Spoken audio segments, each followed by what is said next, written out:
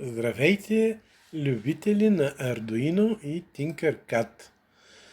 Сега ще направим една схема на Arduino Blink, в която ще използваме случайни числа за функцията Delay.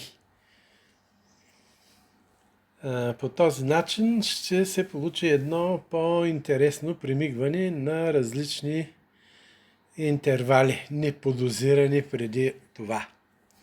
Сега взимаме Arduino и Breadboard, слагаме един резистор 220 Ома и един LED, който да е червен. Свързваме ги нещата с земята на Arduino. Свързваме резистора и с пин 13 свързваме червения диод. Ето къде е. Свързваме го. Така.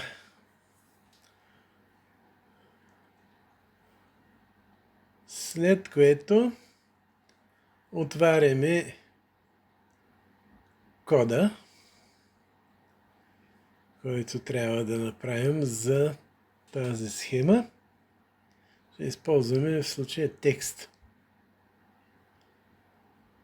Ето текст.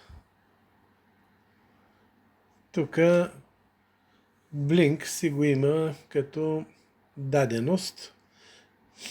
Изпробваме го сега как работи оригиналния Blink. Ето, той мига всяка секунда. Сега аз съм се приготвил на Arduino IDE една, кода съм го написал там, да ми е готов. И сега само ще вземам го и си го прекопирам върху Tinkercad. Копираме и хайде на Tinkercad. Тук го пействаме, както се му е реда. След което можем вече да го тестваме, да видим как ще се получи тук примигването. И както се вижда, той е на различни неподозирани интервали. Благодаря за вниманието и до нови срещи!